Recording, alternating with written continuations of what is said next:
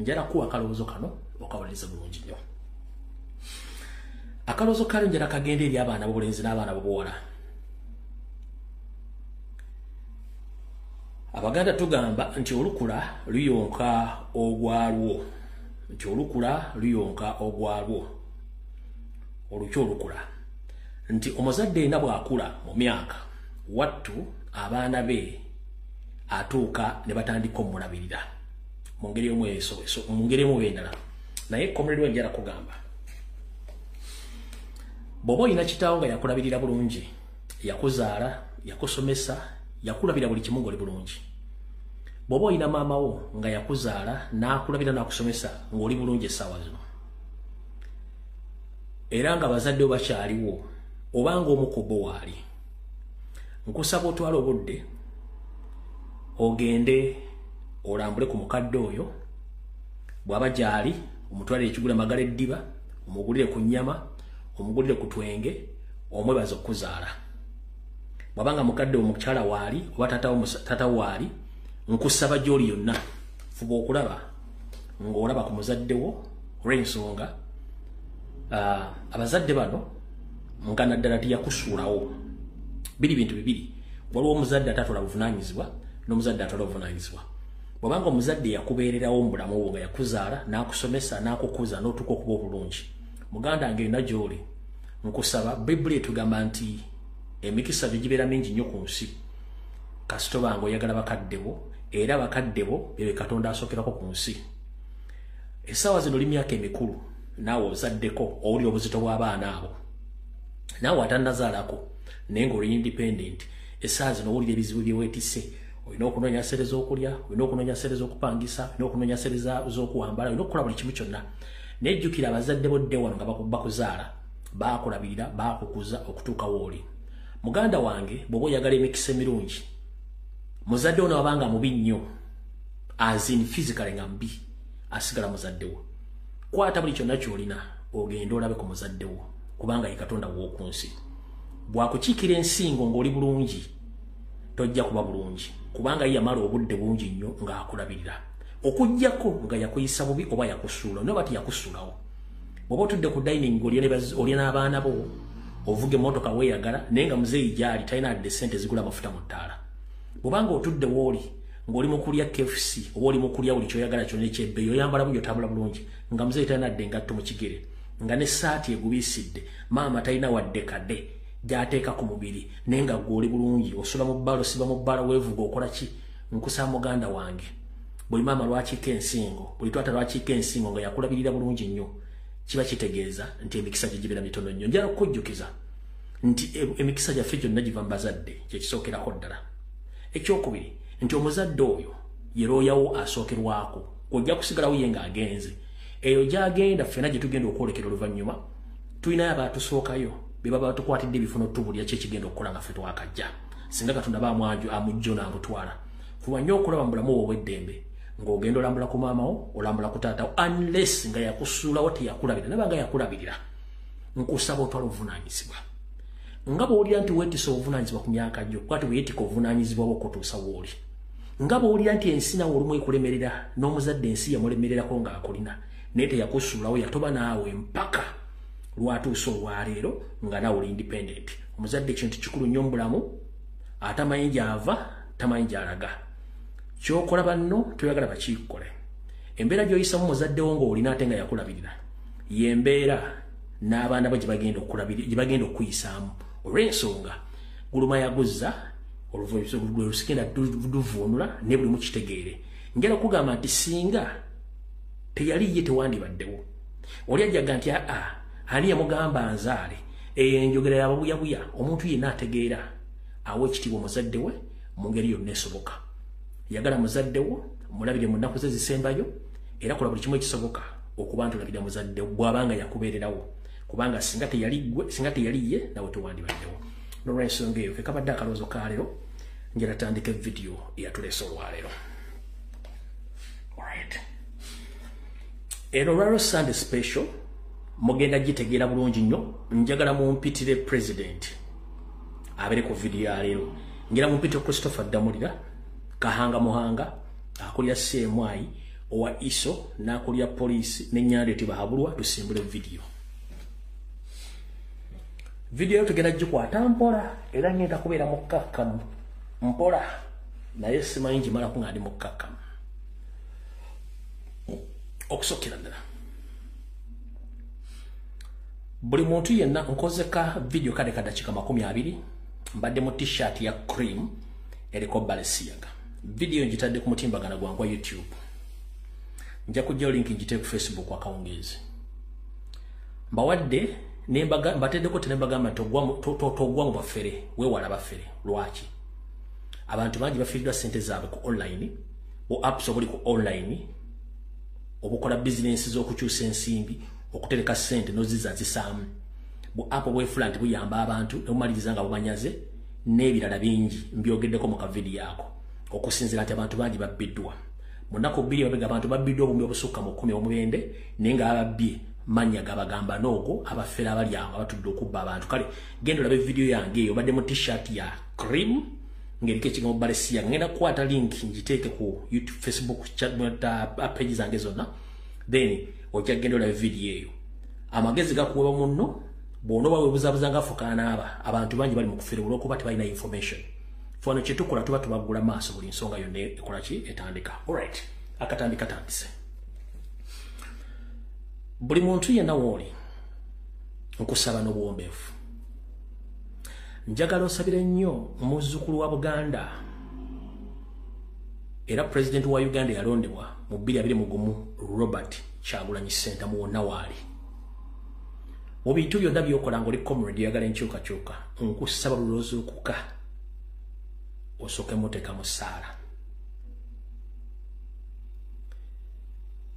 mumulwanirira ku social media ne muprotectinga ne mukola buli kimu naye mwongere mumusabira lwaki mumusabira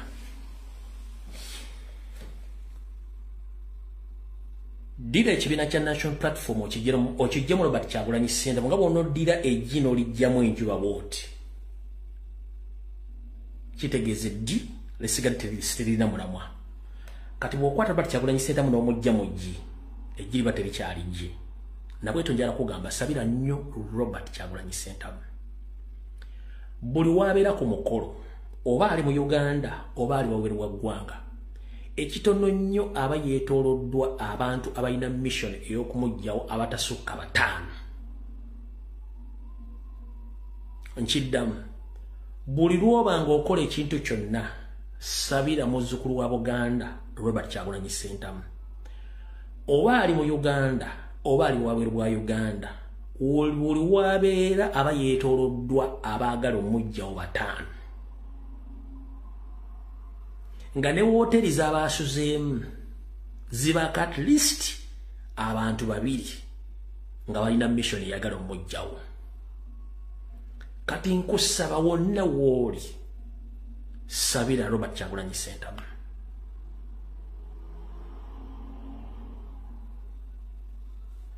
Katonda amukingirize abatemu amukingirize abalyake amukingirize bambega naawe bannakigwanyizi bwe yagende South Africa ekiri esaazi mukiraba abaali bamwetoolodde abasinga obungi baali balina ekigendero naye kyabalema bwe yabadde ejjo ly'abalamu wano e Canada eri abantu abaasookayo ne ku trip e Canada nga bo baasookayo ne advance okumuteega mu kkubo nga bali mu zi hoteli bali mu zi restaurant bali mu makanisa bali mu conference ezo ng'omulimu gwa balinze mukulu oyo kumukola kyajabu naye Katonda akyamukuumye bwe yagenze mu America yasinkanya bannayuganda era n'ayogera nabo naye mu conference omwo yabadde ne gyabadde atambulira ebaddeko abantu bo nga balina mission yakumutuusaako bulabe oli tajja mukuba biko ntagenda kukola ki wabula nga balina mission yakola ki yamutuusaako bulabe kino okumanya kikambwe nnyo kisitule muyita bannabyabufuzi ogenda okumunoonya ebweru nti bwogere naye nenge ekikulu bakimanyi ekiba kibaleese baba bali ku mission ne bannabyabufuzi mulanga basituse bagenze kusanga president baba musanze mu America oba mu Canada baba bali ku mission naddala betwa mentioningako nti abo bantu bakyamu video mwazira ku mitimbaganiza atambudde sigenda ziddamu kubanga ekintu nabagabe baba kyogeddeko sikiddamu kanjera kugamba musabire nnyo President Robert Kyagulanyi Ssentamu abamwetolodde bangi bamwagala mufu olw'ensonga nti balya musuwaani y'omuki y'omutemu Nywando Yosoferi ng'amwagala mufu ku nsonga y'abamuwalampa n'okumulima empindi ku mabega abamubaleke kubanga gwe mulimu gwabwe ekirungi nti gye mulimu mu defendinga ekirungi buli kimu kimanyi nti omulimu gukoledde ddala kabeere minister kabeere commentator kabeere radio presenter kabeere ani ogwe mulimu gwabwe era mubali nnyo ku defendinga president wabula abantu abasinga obukyamu be bantu bemuteeka mu kifaananyi kyammwe ne mulowooza nti bantu ng'ate si bantu one bakomredi mbalaba nga muli mu kulwana entata ku social media naye mbatunuulira bakomredi mbalaba nga mulwana entata ku social media za politician naye mbatunuulira ne ŋŋamba yalabbi sitaani alina effujjo naye ekyo si kyekikulu ekikulu kyekirwa wano we tulaga muyinza okuwulira nga ebigambo biwanvuyemukko bakomredi abamu olwali ennaku z'omwezi 10 muyinza okuwulira nga administration ya national platform eguddemu nabe very soon naye kino nkibagamba nze sinja kubeera ebbali sigenda kunyega ngenda kubeera ebbali nga ntunudde ng'abaana bamaayuuse sigenda kubeera ngenda kubeera bbali ngambira nga bulijjo abaana ndaaje balaga sana bayinza okumaayuuka ku bakulembeze abo mu national platform naye nze ngenda kubeera bbali nga ntunudde so musabire nnyo president awo bwenvaawo buno obaka njala buweereza betukola emirimu gyegimu ku national youth platform wano ku mitimbagano muganda wange mundabidde emyaka 6 weddu nga nzija nenkola information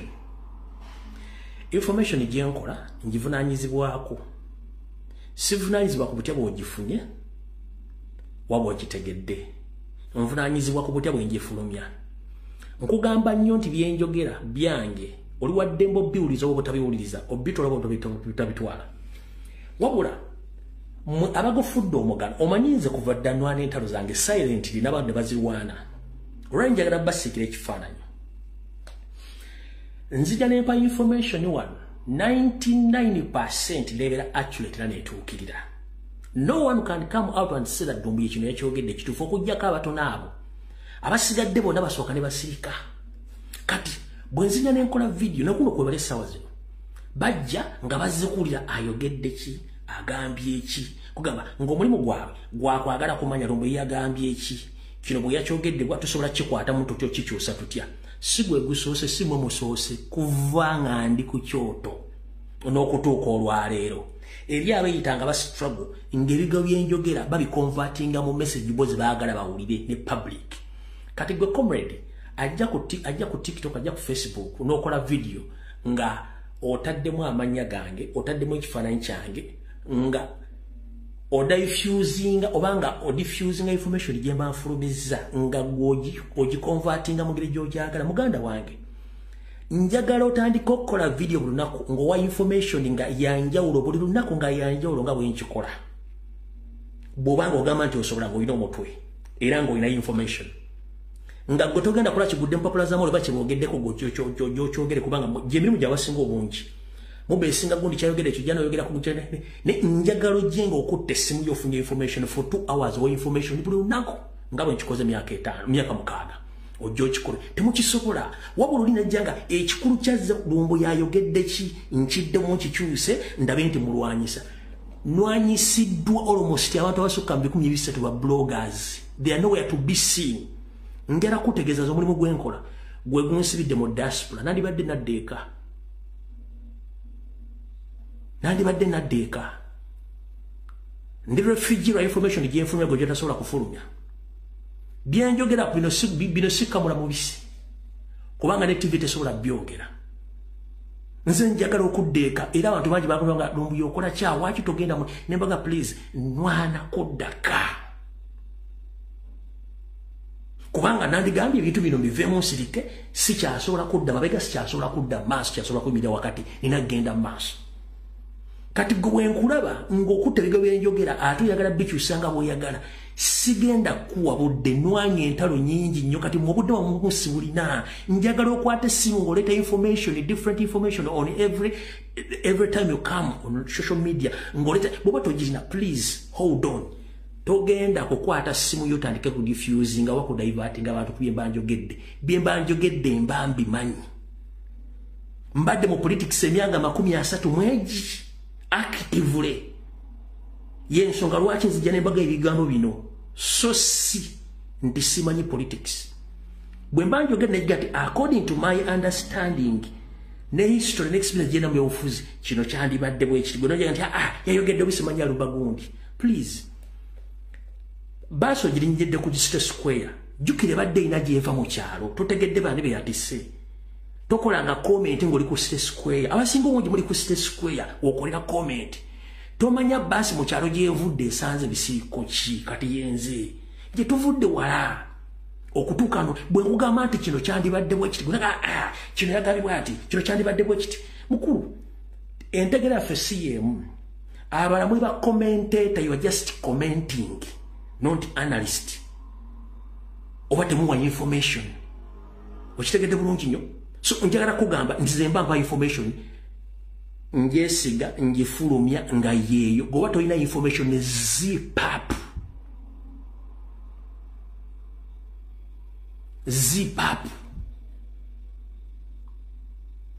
mu mulimu gwa mukujja walolabyeko omuntu wa NRM ku TV ku social media yonna nga bakwata bana ba enga bakwata mbige bogedde wali okiwulidde lwaki mmwe abanupu ate mujja ne mukwata mu information abanupu bannamwe gye baba bafulumiza nkubuuza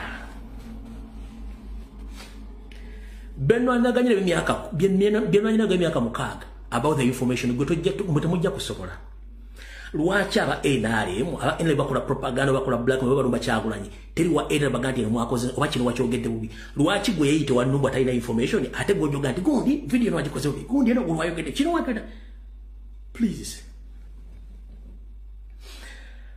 botuva nga tubalabisa mga nti gundi ayogera bubi tujja balabisa kubanga emundu yaffe tunulidde Museveni gwate bwokyuse mundu ebadde ku Museveni ogiza munze kitegeeza oli mukozi wa Museveni direct ngenda kusaba bobanga oli musajja nnyo ng'olina obulimu abubiri never ever in your entire life okustitchinga video yange n'ebigambo byange tokiddangamu oba temukiddangamu okukwata mu bigambo bye njogedde. I own my information, I own my words. Ompulira bulungi nnyo okujjako nga mukolera Museveni bwe mbanga nnumba Museveni nempa information nga nti eno yendowooza yange ku kino bwe kyandibadde ayogedde byandibadde nze nga bwe nali nkutte mu bibyo ddi nga nze bwe nali nkwogeddeko ddi nti okoze bubi mukolera Museveni nga muze tutumanyi naye temujja kusobola okitegedde bulungi temugenda kusobola kati osigenda kulonjegadde bategeeza butegeeza oba information ketandike. Alright.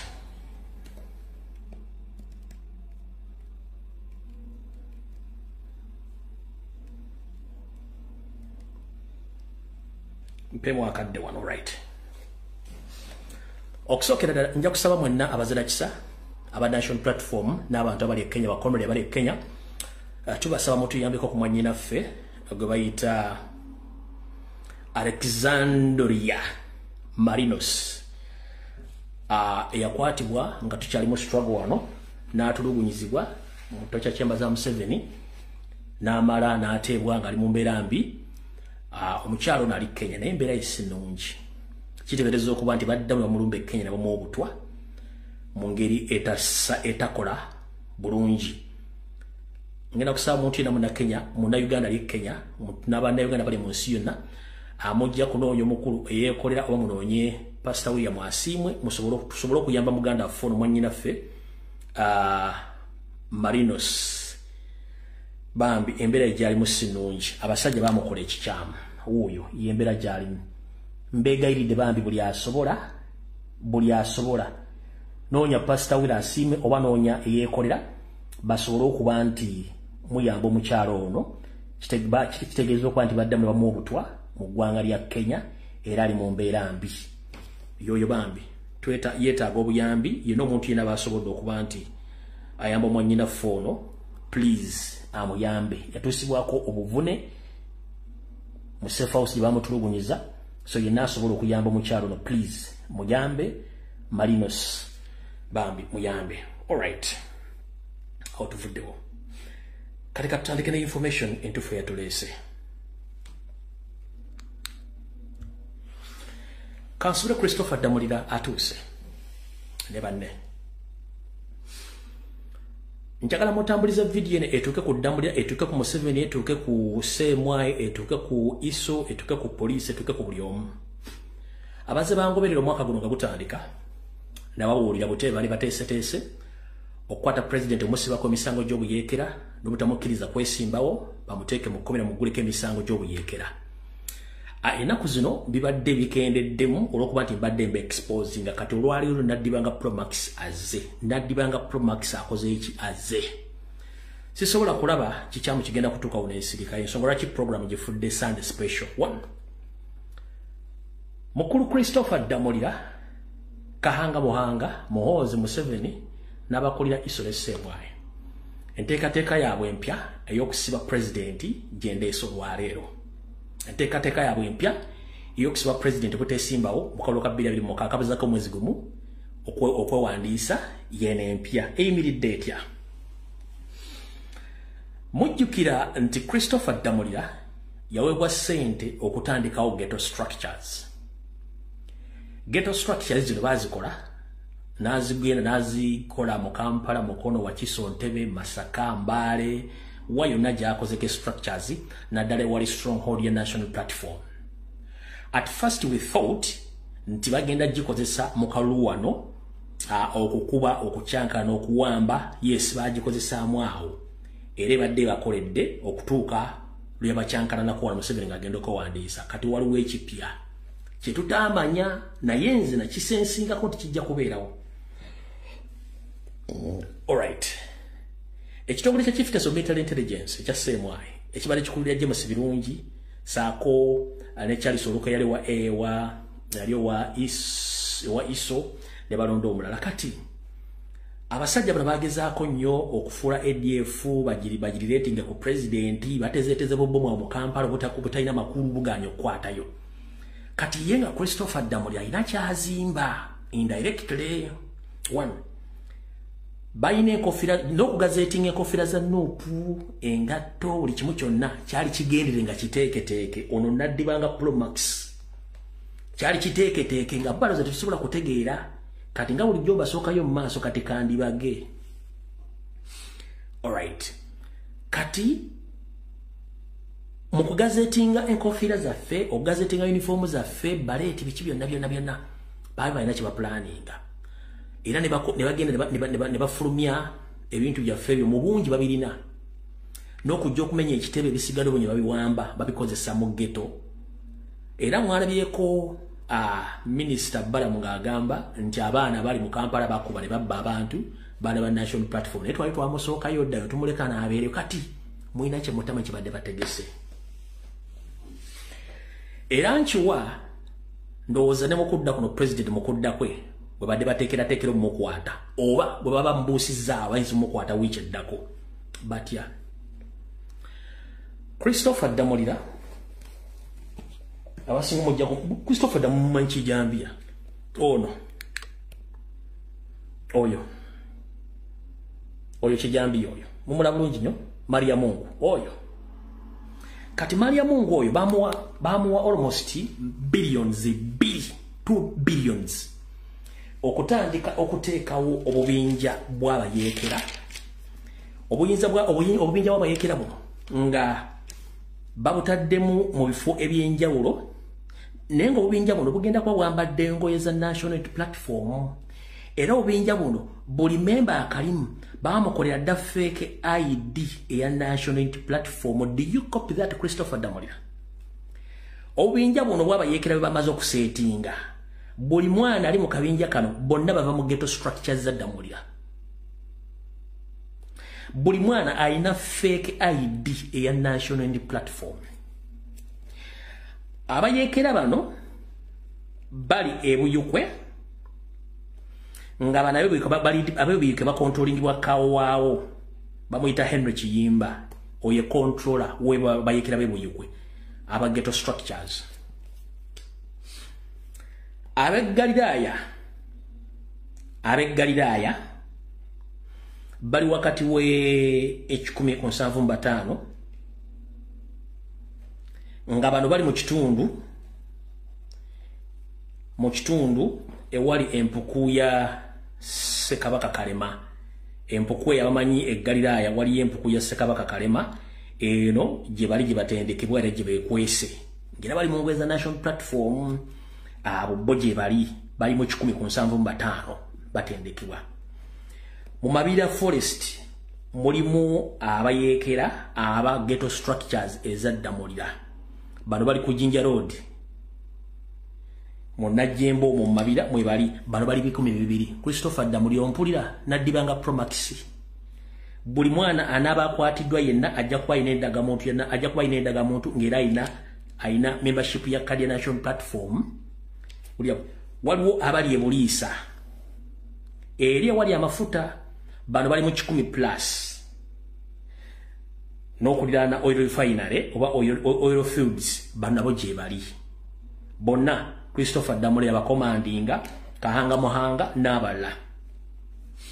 Bana beno bakulemberwa Kiseka Moses. Muyinza omusanga n'abagamba tabimanyiiko lubi akola propaganda bwe batyo bulijjo babyogera. Bano bakulemberwa Kiseka Moses era naye ali related ku mafuta geeyo. N'okulirana Kampala mu bitundu ebimugamba nga Kyanja era naye eriyo ebifo bye batadde abaana bano nga balina Engweza National Platform ziriko n'amadaala oba ziriko amayinja. Bano bakontrolingibwa ngo bayita kanaakulya onejali. Ekayunga nabo gye bali. Ekayunga bano bakontrolingibwa Mukulu Kalangwa yabalimu era mumanyi tebikolwa bye tebyawukana bya buyekera. Kalangwa naye gyali mu bitundu eby'Ekayunga. Mukono mu bitundu by'Emukono eyo Kibule naye gyali bakola omulimu gwegumu. Kati abantu bano kye bagenda okukola kiri bwe kiti. Already batandise dofumba fayiro zaabwe. Fayiro zino nga zigenda kusoma bwe ziti nti Robert Kyagulanyi Ssentamu abadde yateekateeka ebinja by'abayekera ng'abaana bano ba National Platform tubakutte bali mu bibira abalala babadde mu urban areas gye badde bagumbye bagenda basetinga uniform by'amagye basetinga ebyokulwanyisa ebikadde ebiradio call biki byonna nga bimanyi feke wabo bakola oyo. Then bamale bagambe nti omusajja akwatibwe atekwe ku musango gwa treason ng'ekigendera kyabwe tebaagala akole ki tebaagala yeesimbewo. Era nga ssente zino ez'okubakulira ebyokulya okubafandinga kulya kusula kola ki byonna biri under Christopher Damulira era nga emission eriwo okukola omulimu guno bulungi nnyo. Kati mu fayiro yaabwe bataddemu emisango mingi nnyo ng'era abaana bano mulimu abakulu abagenda okujja okulumiriza nti Robert Kyagulanyi Ssentamu ye top commander waabwe bo bakola mulimu in the disguise olwokuba nti ye komanda tasobola kubeera mu bintu ebyo bakikole nga kino kyonna bagezaako nnyo okwagala okukwata president bamuteeka omusango gwa treason bamulemese okwesimbawo mu kalwa akajja. Kati Christopher Damulira gyebaleko ssibo kansubire nti oli bulungi. Muhoozi gyebaleko kansubire nti oli bulungi. Museveni, how are you? So you thought that you camouflaging that you were a true leader, it was enough for you and your entire family.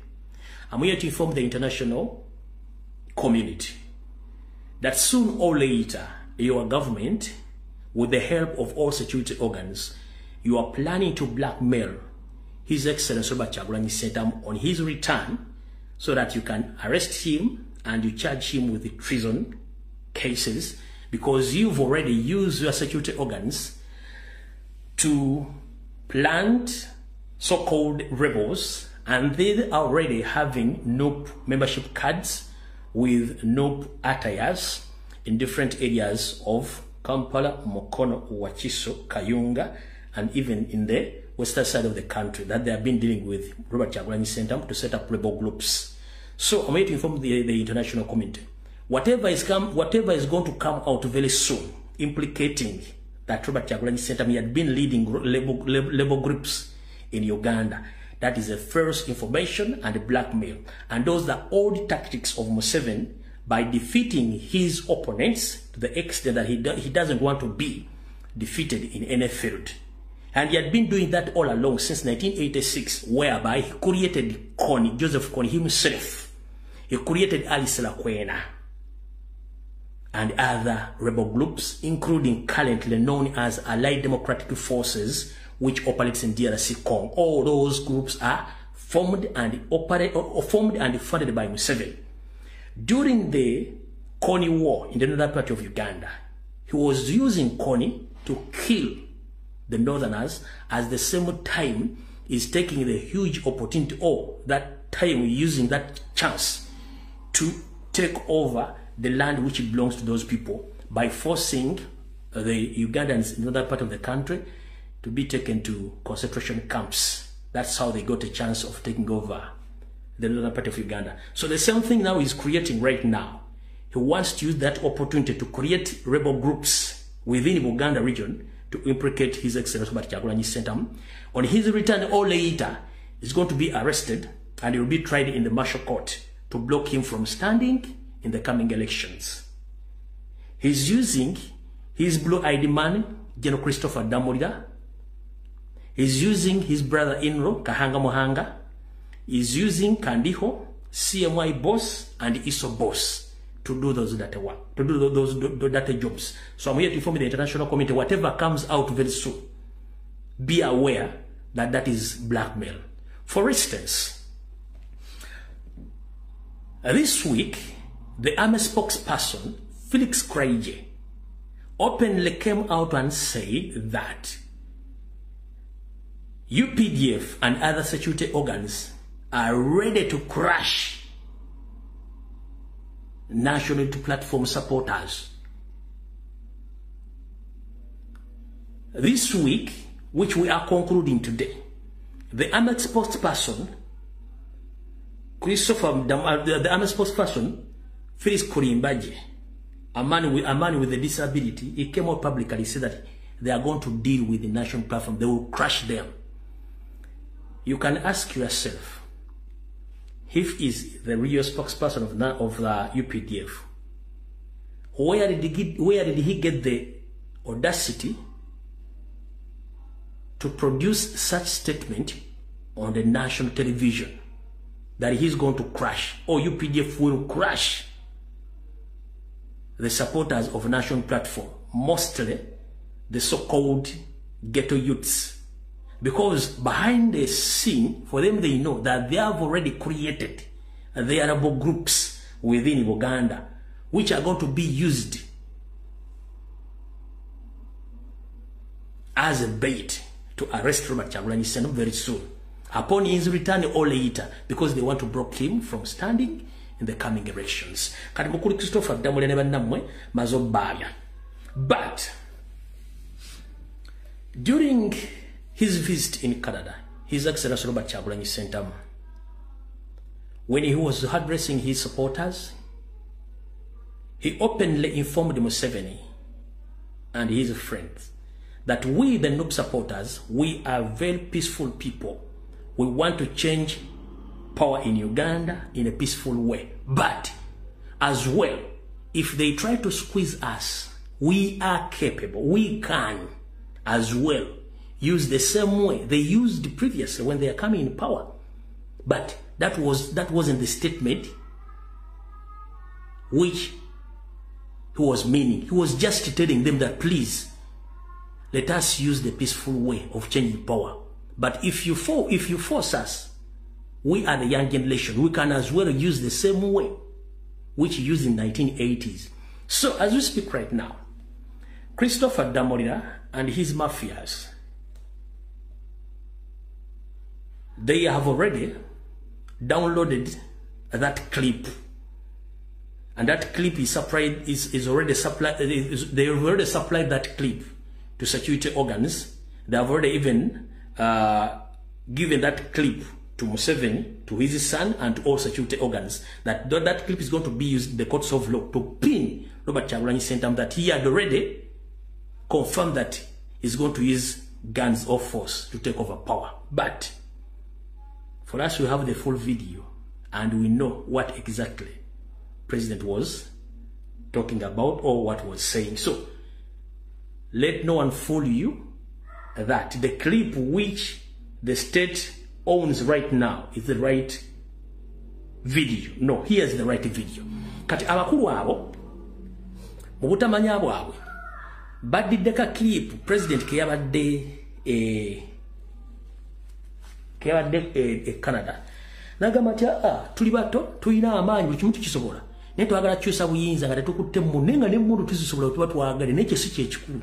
So kati bano bakutta akantu ako ke basaasaanya mu security organs era ke baagala okuproducinga muki ke baagala okuproducinga mu courts of law bwe bamulaba mukutte nti yayogedde nti asobola okweyambisa emmundu kaakano wano. This is the full video. Tuyinza okusalawo ne tugamba kati tukwate emmundu tugende tubakube tukisobola tusobola okukwata emmundu ne tugenda ne tubakuba tetusobola. Tuli bato, tuli banji, tuli banyivu, tuli baavu. We have nothing to lose. Byebiridde embuto zibiri mmanya. So if we chose violence, we can open war on them and kill the hell out of them.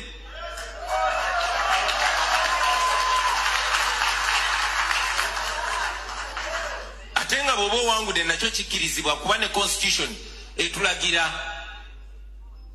tibana Uganda bayina eddembe okukozesa enkola yonna okujjawo government eri unconstitutional eya Museveni eri unconstitutional. So ne bwe twandipiikinze byakulwanyisa twandigenze ne tumulwanyisa ne tumujjako. But we chose not to go that way. We chose non-violence. Lwaki twasalawo ekyo baganda bange? Banjagala nnyo ne nkimakinga clear kuba mbeera n'abavubuka bangi ne bagamba Bobby fe twakuwagira kubanga oli mu banda. Twakuwagira kubanga oyo osobola okutowa order n'ogamba bufala tugende tubunyalise ne tubukakkanya. Naye mbagamba baganda bange tetukwata byakulwanyisa kubanga violence ezala just violence. Naffe kennyini tuli wano ne bwe tukwata ebyokulwanyisa ne tugenda ne tulwana nabo mwaka mulamba myaka 2 myaka 3 ne tubajjako bannaffe bangi bafudde ono bamusse ono bamutemyeko omukono ono bakoze eki kyangu nnyo okutuuka mu buyinza naffe ne tufiringa entitled era abantu batunuulira ne tubagamba mwesi mwe mwatuleta mu buyinza emundu zaffe zizino zatuleta mu buyinza twalwana kyangu nnyo ebyo tugenda mu bwongo twava tusalawo tukwenge bannayuganda bonna benunule bonna so that ne bwalibeera nze nga tuuse mu buyinza sisobola bagamba nti nabanunula tuba twenunula ffenna. Right. Kati mukulu Kijambiya Mariam Christopher Damulira Lubakyoya Abe Kandiho mukulu Kahanga Muhanga mutabani wa Muhozi Didigi ne Museveni mujye baliko gye mutuusaako engalo eno clip ngenda kusabuli comrade yali kuno gendo downloading a video giteeke mu galare yo giteekeyo bwe papa osirike nkusaba gendo downloading a video eyo gyenkuzanyidde ogiteeke mu galare osirike yonna nga yawadde statement yeyo kubanga Kahanga Muhanga Damulira Christopher ne basaze mu kakiripo kali yake mundu buke bagenda okozesa ngo obujulizi buya confirmation agenda kwata mundu mweno statement kati fibyo fetu bana byengenda kusaba comrade downloading aka video yakateke mu archive yo bagambira tebagenda mugulako emisango yo bitakwatagana fetu batulina buli kimu ekyetaagisa ntolwa mu kitegedde bulungi nnyo omukulembeze yabyogera openly teyekwese kati mu kyembadde mugenda okola mbasoseyo nga bulijjo era nzo ogwaga gwako dibaga mazoko dibaga katugende maaso malina okunywa kotozi eyo project nkube ya billion ziringa nnya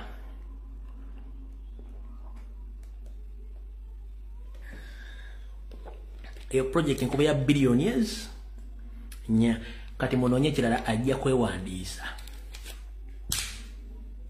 eyo project nkuba ya billions ku mukaaga manyika tebiri mu kuba meza project nkuba ya billion meka nkuba ya billion nyasofa kati mugende muteeka ya abana bamwe aba ghetto strike yenso ngaki mudde kyali enaku zina abadde asirise nga batambula kiro batwalira abana emmere baba traininga baba wa buli kimu bagenda kuleta footage w'ennyonyi mbu drone zaabwe n'ennyonyi zabazibadde zikula okunoonyereza nga ziraba omukka mu bitundu ebyo engeri gye bafumba nga batracking nga bafuna iyo nonsense nga badde bagenda ku assemblinga mainstream media mu BBC balina eri embata yaabwe ya Aneti simba Arani Kasujja balina omuwala omunyarwanda ali mu BBC kwalujazire badde bajja kukozesa Mokodomi wembogera ka ani Andrew Mwenda DW zani zonna zi France manyi 12 zisenye ni zani zonna zi BBC bade bagenda kozesezo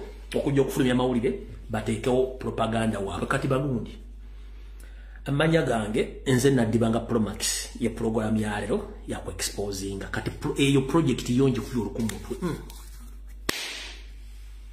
munonye ebirala Eva mbabera maso kanule ko olire mbatazane ti abijja luddawa lwachi abyogera gendo bigambe nnyoko yababyogera kyotasobola kirekera akisobola kitegedde bulungi nnyo kyotasobola kirekera akisobola bino byenkola nze guno gwe mulimo gwange ndi mukuwa bloka mu struggle siri wa masuti ale sina kifo kyenjagala okulaga nti nze struggle ngikola njagala kutaasa gwanga sina kifo kyenjagala nze ndi mukuwa bloka sambala masuti kati bwe nsanga yambala masuti ngali mukusirwala tujja kufa kwagana naawe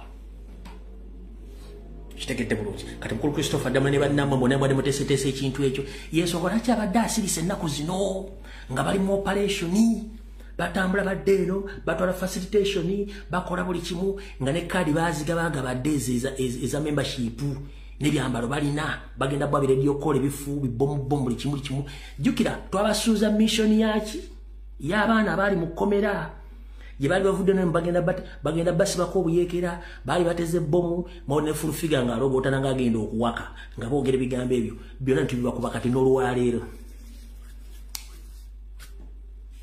yona yewedde bwe tuvaawo awo nvuddewo kati kansokembawa amawulire gano nako mukawulire ekisinga obukulu nga sinavaawo awo ekyewuunyisa the so-called opposition figures opposition figures information yonna bagirina ku masimu gaabwe n'emitwe gyabwe nti kyabwe bagenda mukwata bonna tekubaka akulimba Salonga Mulengejja yali bagenda mugomuka katatuukayo mugomuka yatuukayo na kino ekyobutagenda kuwandiisa na Salonga Mulengejja dakimanyi Mpuga akimanyi Mukaako akimanyi Abedi Bwanika akimanyi Balukwago bakimanyi bonna badde bakimanyi kati nze nkuba kakota nze nkuba kakota bonna kati mbakubidde mukitegedde bulungi nnyo kati kabawo information endala mu ngeri y'obufere y'obutujju y'obwamafia egenda maaso mu Uganda government ekozesa abantu bangi nnyo okudiringa mu business zaabwe ez'okugula ebyokulwanyisa okulagaana abafere okutunda enjagala kukola buli kimu kati mu nnaku ntono nnyo eggwanga lya America lyayisiza nga zaaliwo n'ezidde azaaliwo n'ezidde July 3 July 3 alyayisa ekiragiro okuva mu office ya United States Attorney General Office Eastern District of Virginia ne bagaba yisiza ekiragiro eri Bulgarian army trafficker and 3 others indicated for conspiring to supply military grade weaponry to Mexican drug cartels.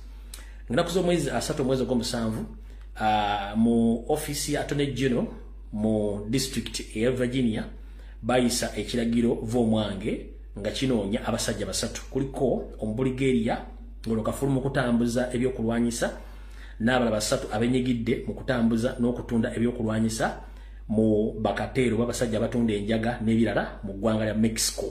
Kati ekisinga obukulu mu statement eno yafulumye ne indictment eno yafulumye mwafulumiddemu nfanfe wa Museveni yono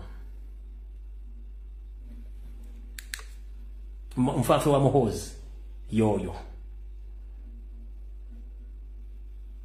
omulaba yoyo America gwanga nga America limwagala limwetaaga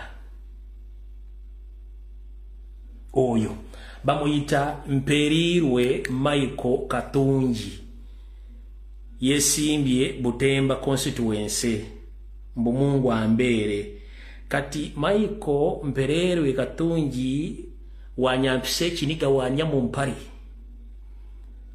Mperirwe Michael Katungi wanyampise chiniga wanyamu mpari gakubugumya kati kansule baba ne woli kati gakutokota mayi mwagala nnyo sente z'obwerere nga mwe promotion okutegeera temulina lamu ategeera mwe mwabaka bano temulina lamu ategeera temulina lamu ategeera bamala ne bakwata yaddu katali mu America ali mu Uganda ngenda basomera lwaki bamwagala kati olw'okuba nti bamwagala kati ate Muhozi abadde nga amutimba yamutimba nga 16 ogwokuna 2025 n'agamba my envoy to all gang leaders in Haiti is Ambassador Michael Katungi. They are invited to Kampala to discuss peace in August. Okaraba ekibaita kawo mentality yenyini Muhozi yawandika n'agamba my envoy to all gang leaders in Haiti is Ambassador Michael Katungi. They are invited to Kampala to discuss peace in August. Kati ulire ekiwandiiko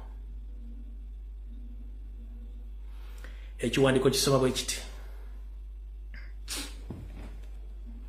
Alexandria Van in an indictment unsealed in Eastern District of Virginia. The United States charged a Bulgarian army trafficker and 3 others foreign nationals with conspiracy, redistribute cocaine, conspiracy to pose firearms, including machine guns and destructive device. In further range of drug trafficking crimes and conspiracy to provide material support or resources to the foreign terrorist organization. As alleged in the indictment, since at least September 2024, Peter Dimitrov Mrichev, alongside with the Kenyan national Elijah Odhiambo Asumo and Ugandan national Mike Katungi Mperirwe, agreed weaponry to Mexican drug cartel and in particular the Cartel de Jalisco Nueva Generation C GNG, one of the Mexico's most violent and horrific transition crime organization. The weaponry including the machine guns, rocket launchers, grenades, night vision equipment, sniper rifles, and personal mines and anti-air and craft weapons. Kati ekiwandiiko kikino saagala ogenda bino nabisome nabijja professor bibyo. Nzuminge oyagala kula owali muna Uganda oyagala okulaba. Wow. Njagala oyagala nkulaga ekigambo wali Uganda. Si oyo Uganda anti mwanga mumbira mu byewonzise. Uyo Ugandan National Michael Katungi Mperirwe yoyo. Kati kiwandiiko kya State Department mazo kikosomera mutegedde bulungi nnyo oyo gabaga koze eki gabaga mu bugumye. Ate y'omu ku banfanfe baani ba Muhozi Kanyerugaba mutegedde bulungi nnyo awo. Kati bwe tuba tuvuddewo njala tugende ku nsonga endala. Ensonga endala yeruwa. Njagala okubaza nnyo mwenna bannayuganda abeera ku programu zange zino era abamanyi politics. By the way, kati njogera n'abantu amanyi politics ng'asobola okutunira ekintu ku side y'enkyogereddemu n'akiwaako reference oba n'akikubaganyeko ebirowoozo n'agamba yes kino kyadde kituufu mu ange eno ne mu ange eno kiri bwe kiti n'akiwaako ebirowoozo. So si kuvaayo gwe n'oyogera bwogezi. tolina information tomanyi politics gozeuzi tomanyi kye bayita ku analyzinga kintu ngera okubaza mwenna abalaba video gye nakola ndoza wiki wedde nenkola analysis bunayogera ku bintu bibiri naye nenteekamu ne bagamba nja kudda ne full list y'abaka bano abesimbye mu Buganda bonna nje basomereremu ne constituency zaabwe ekigambo kye nayogera kyaviriddeko abantu okujja bamu omanyi mu struggle muno tuyinamu abantu nga bazimba kiriki zaabwe nga bw'omwogerako bw'oyogera ku sayidi enkyamu iye oliyegeraga nti ate yoyo ayogedde bubiyeno no please muno mu nsi twali gwe batwogera olaba ofuna ekizibu n'onenya Katonda naye nga Katonda yakutumye ofuna ebizibu ebyo kanjera kugamba bwe mba nkoze statement please nawe koleyo nga tolifaali nga kunze ku bya nakoze nkugambe nti nze view eyange eri bwet ku kino nawe view giteeke nti view eri bwet as simple that's how we play politics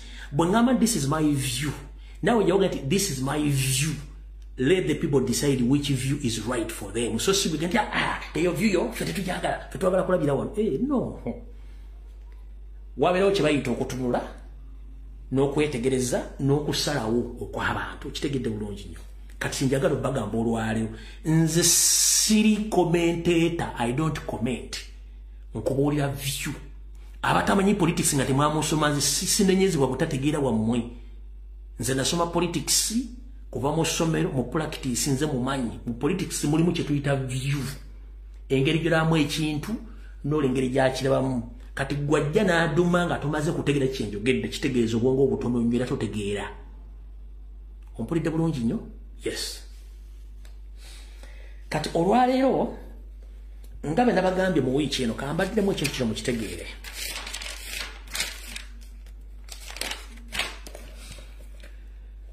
nga bwe nabagaye wiiki eno nti Museveni akalulu kano akatidde naye agenda katwazisa maanyi binakomekeza mu court defe tulwa protest voting kujjukiza tugenda kagenda munalo kanemba gambe bintu bino wammanga nemba gamba Nyando Yosoferi alonze Abanyarwanda mu office zisinga obukulu mu Buganda region nemba gamba nti alonze ba district returning officer abalangire bivudde mu Bulu ku district bonna Abanyarwanda 100% nemba gamba nti alonze ba diso bonna Banyarwanda mu Buganda nembaga nti alonze ba Giso bonna Banyarwanda mu Buganda nembaga nti alonze ba DPC bonna Banyarwanda mu Buganda nembaga nti alonze ba RPC bonna Banyarwanda mu Buganda ekyo nakibagambye bwe mmalo kibagamba nembagamba nti nze kati sikyasomesa politics nsomesa occupation politics mwongera mbwongezi nsomesa occupation kati bwentandika okugamba ekigambo occupation nga tokitegeera please wumuzaako omutwego si buli kimu kyogenda kyogerako kyotategeera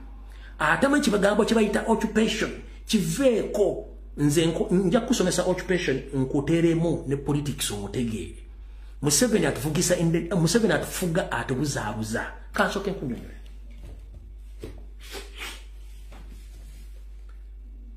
Museveni ngajja okufuna trust in Baganda yajja yekwese ne mukwekwekanga abamanyi batugamba nti ayina ebigambo bye yabagambanga naye nga tebabifuna makulu by the way Museveni ye muntu ajja nagamba ekigambo n'otakitwala nga kikulu nde joking way naye according to my records ne research gwenkoze buli statement Museveni gye yakolanga yakajja mu nsi yakagenda buyinza bingiti ng'akyali mbega ng'ali mu nsiko ng'awangudde ng'afuuse president buli statement gye yakola agimininga yajjanga yesesa ng'ayogerera ku bajjajjaffe bamuyambe bamuweese bamu naye nga abagamba bwe tumala okuwamba nja baddiza obuyinza bwamwe ekyo kyalinga vice versa sijja bubaddiza nja kubaddiza kino tajja kibaddiza ngenda basasula ebintu byemubira talina gwe yasasula okuggyako batta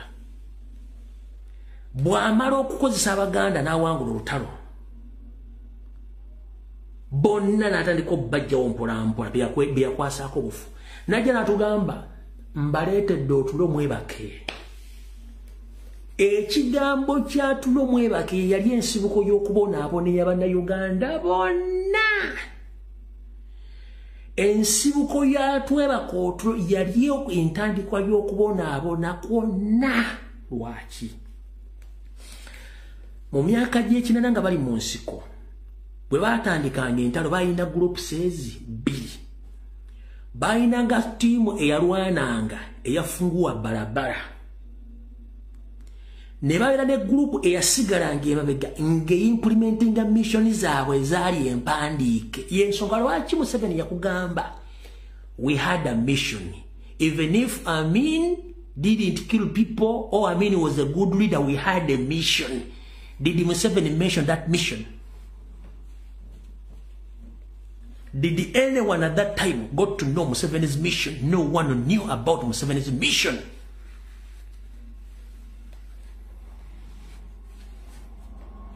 Yakugamba Amini wali mufuzi mbulaso wayata twalina mission yaffe.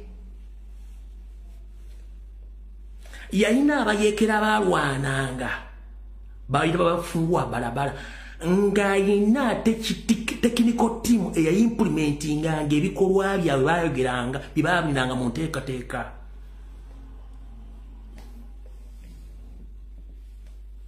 Bweruwa buli yatuyamba mu lutalo nga tumaze okuguka wetuyise nga tuyise successful abasigadde bonna achiwakana mugendo bozejjajjawo mu Luwero triangle what happened bayitanga nga bakubye banyanya bonna babajjawo nti babajjeewo wabanga ekibinje kyajje kyakirininga buli muntu yenyala survivinze ne batandika okukola kye tuyita demarcation of land in Luwero triangle.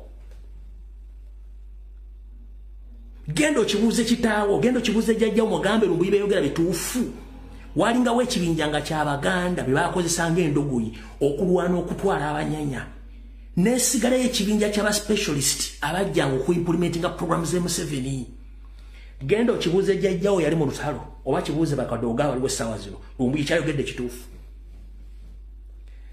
bajjanga ne bakuba kati kankugambe mu Luweero bajjanga ne bakuba ne bagoba abanyanya vakuli basoka ne bajje ne bakuba ne babasaba abaana bwamalo bawa abaana bagenda ne balwana we mwawulira nti awo watereddewo balekanga nga banodeddewo n'abakulembeze baawo kati mweyo process bajjanga bakkirinzinga fagia ne bafagia kyovula nti abantu abakulu mu Luweero bonna basinga obungi tebaalama bonna baba cleansinga ne batandika okukola okudemarcate ettaka ly'Abaganda lyonna ne baligabana. Oyagala kunga nti Nakasongola tewali Baganda, Kato Corridor ngoma tewali Baganda, Luweero na Kaseke tewali Baganda bananyinsi. Where are they?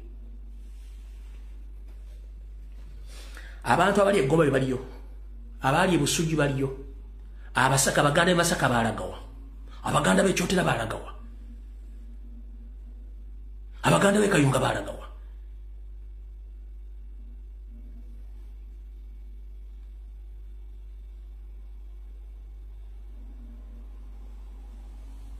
Bonna baberanga n'ekibinja ekiri specialized nga kiimplementinga mission zaabwe. In fact, mission ya Museveni teyali yakufuga. Mission ya Museveni yali ya occupation. Bajjajjaffe balwana olutalo batamanya bali bayambako Museveni n'Abanyarwanda to occupy Uganda. We are not in politics. We are under occupation and we must fight occupation. Ekyoba tokimanyi nkikubulidde olwaleero. Point blank. Yakugamba Amini oba yali atta abantu bayita yatta bantu twalina mission yali ya occupation. Our grandees fought for Museveni in the disguise that he was liberating that country. But they were implementing Museveni's occupation mission, which they didn't know about it. Right now, the occupation is taking place.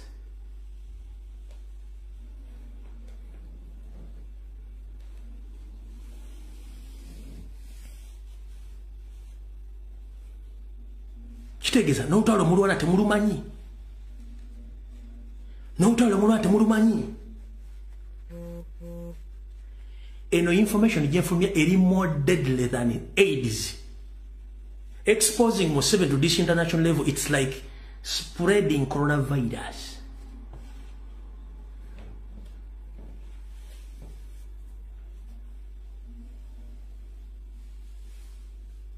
Kansubirete amagezi gazze kati. Kansubirete amagezi gazze. Nolaba aliko TikTok. Bibeyogera tebitegera. Nombu yeyogera. Tojja bitegera kubanga omutwegu tegwenkana gwange. Emyaka tetulina gyegimu. Ne byenyogera tojja bitegera. Kuoleza mbye simengi pagira gundi ndi timu gundi nze sirina timu. President wange yekagwe mpagira ye timu ya sirina timu. Siri mu kirase gama ati nze ndi timu sibira timu no. Ndi focused ku kinyise kinene kyo kukyuse gwanga and never in your entire life open your stinking mouth ngoyogera kulinya lumbiye ngomogera ko byotate never ever. We are under occupation. Our grand is didn't understand Museveni's mission. It's with the grand kids now who understand the mission. Tetuli mu politics anymore. Okutegeza tetuli mu politics anymore. Nakugambye nti mbonyero wali amasomero agasomesa abanyarwanda ennimi enzaliranwa omuli Oluganda, Olusoga, Olunyolo, Olutoolo, Olukyoli. Eri amasomero ngago galugo okukulietinga abantu bapya bagenda kukyupayinga bitundu birala nga befudde baayo. Nembagamba nasomero lyazimbe Tanzania. Eyo facility esomesa abanyarwanda kujjango already bamanyi buli kimu ekiri mu Uganda. Bamanyi obulombolombo nennono, bamanyi engero, bamanyi ebika, bamanyi okutambula, bamanyi buli kimu. Naye beerabira nti Omuganda alina wisdom. Omuganda mazzi gakulukuta gigali gakulukutidde. Yensonga lwaki muli nti eri abalugwala abanyarwanda no kubanga babasomesa. Eri abalugwala eri abanyarwanda abaki abakalamojja kubanga babasomesa. Eri abanyarwanda abaki abasoga eri abanyarwanda abaki abagisu abanyarwanda abaganda abanyarwanda abatoolo abanyarwanda abanyolo abanyarwanda abanyankole bazze babasomesa ebintu bino babasomesa ennimi kyokka ekikonyisa abantu abasomesa ebintu bino by indigenous kuba temwagala kutegera kati mukitegedde bulungi nnyo. We are under occupation. To observe this, the entire community nabasomesa ebigo bisatu last week nembasomesa nti politically abanyarwanda bateking the over, socially abanyarwanda bateking the over, economically abanyarwanda bateking nabasomesa issues bili politically, socially, economically abanyarwanda bateking the over. Teri muna Uganda kati alimbya bufuzi nga ina chances yo kuwangula. Nembagamba socially nenki basomesa bulungi nnyo. Nembagamba economically mwemuli ebyenfuna ebyobusubuzi ebya buli kintu byonna abasajja bitekinze over. Nensula nti munategeera. Amuti mwasobodde kutegeera which is okay. Kati kankujeyo nkutegeeze. Nkugambi ba RDC, ba DPC, ba DISO, ba GISO bonna banyane batekinze over. Kati when nkugambira nti we are under occupation. But njera kujjukiza omunyarwanda ina qualities basomeseza taswala tasemba nacho. Nebo mugante gundi olimbega era agenda kujja kwekukutirizeeko tavaawo mpaka kuwulira bubi. Mwabeko mu video mu mukyalo no nambozi mu America. Amanyi mu kyamu but ngako ethics zaabwe ayina kikola n'abala bangi. Yoga gundi oli mu kyamu n'agamba yes nenja kitukiriza kye nja kitukiriza nze bayinaako akokulemerako. Tebalinga fendi bwebakugga ekigaga kampule mu kanso nyinze balinaka they don't leave mission without completing it. The moment you sleep baba genda kumaliriza kyovula bagenti bwegenti sabira nyo president buli kyoba okola mbadde nkitegeeza. Kati mwana mulenzi kansoke nkubulye constituency zonna eziri mu Buganda. Eziri mu Buganda strictly mu Buganda nze kusomero ziwulire. Eno ya list ya flag bearers mu Buganda. Ulira amulungi nnyo. Makindye East waliwo Abaho Judith na Wabwine eyemu. Makindye East waliwo Abaho Judith na Wabwine eyemu. Makindye West waliwo Dolini Keita Kagabi oyo Munyarwanda. Nakawa West, Nakawa East waliwo Ruhindi Frederick Munyarwanda. Nakawa West waliwo Borora Anderson Munyarwanda. Lubaga North waliwo Katongole Singi Muyindi. Entebbe municipality waliyo Gashayija Steven Munyarwanda. Wakiso Woman MP Natukunda Kayesu. Kira waliwo Kananura Daniel. Machinde Sabagawo Modini Philip Munyarwanda. Bukoma Nsimbi Woman MP Katushabe Ruth. Chimanya Kabonera Asimo Robert. Kochi Kaunte Tayewa Didas. Remiyaga Rashande. Maogola North Aine Godfrey Sodo. Maogola West Hanifa Bangirana Kaoya. Gomba Woman MOP Nayeba Resilivia. Gomba West Rwakojo Robina. Excuse me. Rwakojo Robina. Mitiana North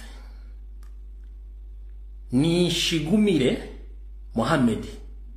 No, Nsegumire Mohammed. Mitiana Municipality Indianabo Esther. Riantonde Woman MP Katoshabe Dorini. Kabula County Asimwe Enos. Nakaseke North Ahewa Weba. Buwekula South Bangizi Bangizi Didan Chiboga Woman MP Mohoza Desire Boyukwe Woman MP Mutasingwa Diana. Ompulidde bulungi ezo constituency ziri abiri mwezi mu Buganda. Mu Buganda tulinamu constituency mmeka? Amanyi constituency ziri mu Buganda zimpandikirewo ne namba yazo. Bandikira omwendo gwa constituency ziri mu Buganda.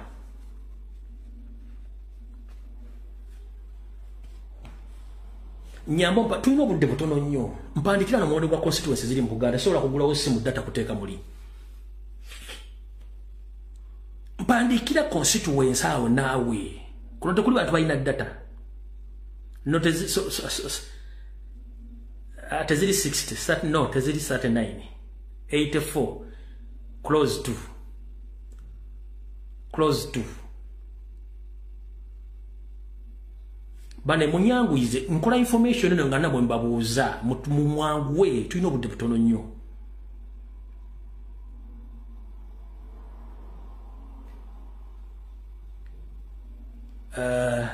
Namugerwa 80 close to. Nabufu 85 no.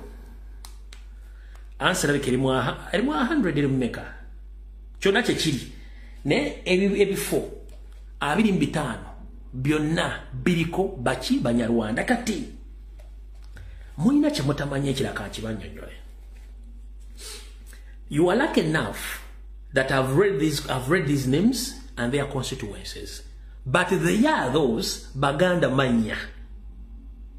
There are those nickname themselves Baganda and they call themselves Baganda, but these people are Nyarwanda. That's why it's very easy for them to turn against their party.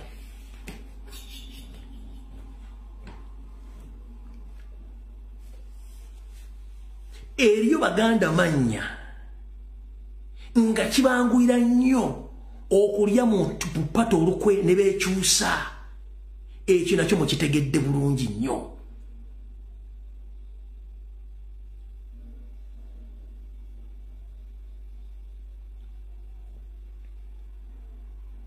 Okitegedde bulungi nnyo?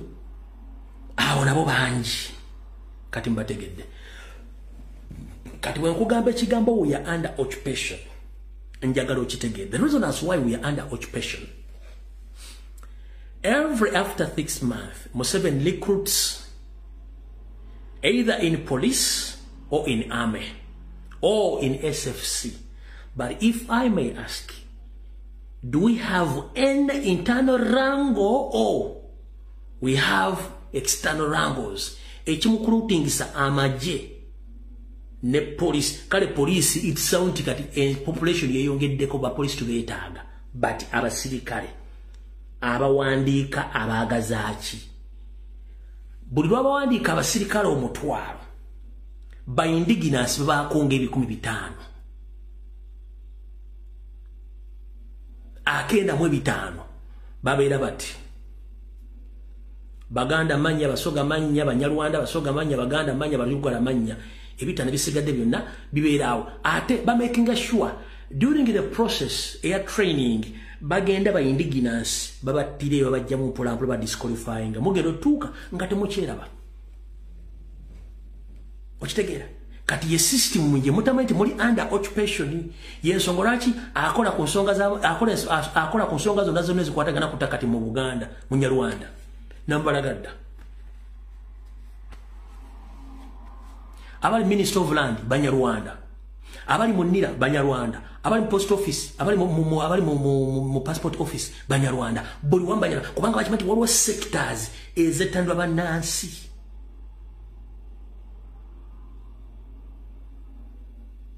ekituita occupation ngeviri dale tuse kunguru njagala nyo okwate semuyo nga tonna soma gundi ya chayani gundi akola bwati ku social media babeke iboziboze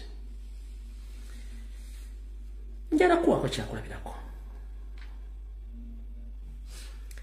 goloza lwaki social media Uganda basingo bonji bajibera ku olugambo lugatta kikonkula akulana yeggwanga kubuza wachi program ziri ku social media ba YouTubers babera nnyo ku nsonga ziri personal nga bagenda kubera ku mutuma mu discussing ko agundi ya chayo no agundi akamoto kavuga kabi gundi asula muzigo gundi bamuguddemu gundi yabasene gundi babera ku personal information y'olugambo.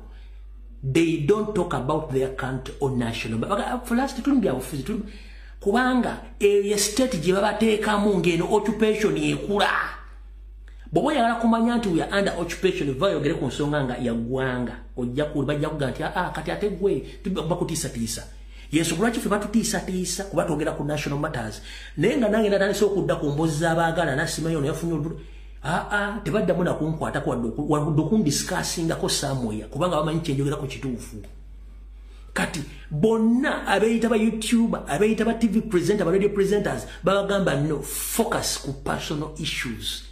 That's why personal issues nyingi ku social media bali babera kulinga bayinga ebinyira nebo bwava ku live eyo amaza ino gasasula olugudo kwatambulira lufu malwali oteri ddagala talina mulimu abeerawo ku buntu bwakusabiriza bwalwala mu muliro gegomba genda mutwalayo okitegera so yensongola kye bateeka mu bulamu obwo kadde bajja babazimbira picture temutanna bakutegera gye mbasomeseza ebbanga ddene bagende bakuzimbira abavubuka government ye bazimba bakulaga nti oyo TikTok ayine emmotoka 3 ez'ebbeeyi yakola mubuuzi okola mulimu ki he can't explain ayine emmotoka 3 za bbeeyi asula mu apartment tazimbanga ne bakulaga nti bana abawala bakabi nnyo balina buli kimu balivinga lwotegera nti munaku muzibu lwojja okwetuga balina abantu bakuzimbira nokate abantu bano nga bali bulungi nnyo but in your life tebalina kye bali kati kyekibazimba ne bakikuteera ngo nawekirabo ekitibwa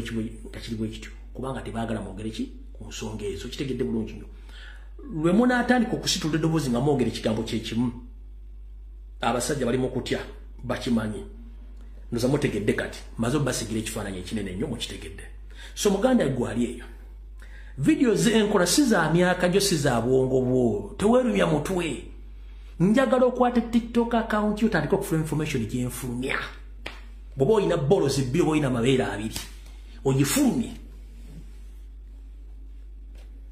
bw'otafuna message nga lukage zikutiisatiisa febatiisatiisa dda baatusobola tukuba emiggo lwansi eyo Uganda kati gwe wadda mu video n'ozikwatamu ono byayogera si bituufu naye ng'oli wankyukakyuka kitegeeza obwongo tolina toli tonatuuka ku ggule gye tuuza nti obadde otegeera yensonga bw'osanga omulenga gati nze ndi ttiimu gundi mugambo mutwagongere mulamu mu struggle fena to supporting a president tetulina ttiimu bwobanga olina ttiimu that means you are full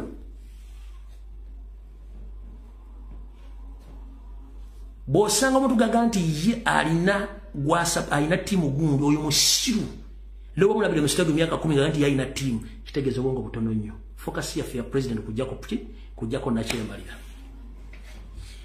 ekyo mukitegedde bwe mmalo kitegeera katugende ku nsonga endala omanyi ensonga zange zikwata mpola mpola saagala zikola ki saagala zidumira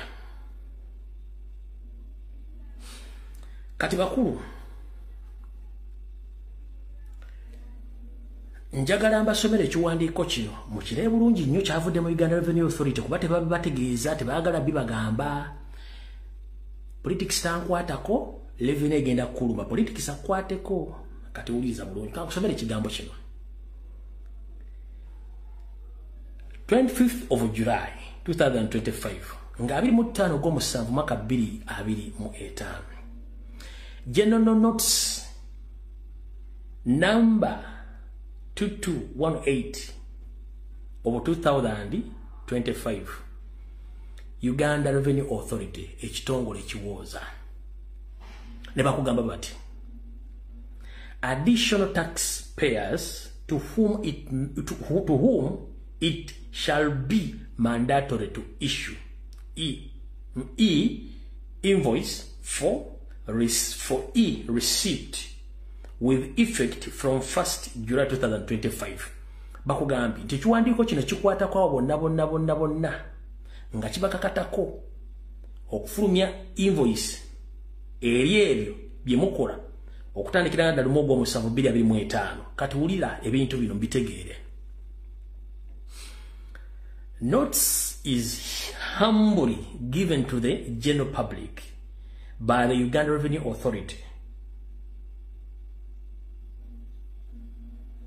pursuant to section 92 of 2 of the Tax Procedures Code Act Cap 343 that effective 1st July 2025 every business operating in the following sectors is required to use centralized invoice and receiving system or a device authoritated by the Uganda Revenue Authority to issue electronic invoice or e-receipt in accordance with the Tax Procedure Code, e-invoicing and e-receipting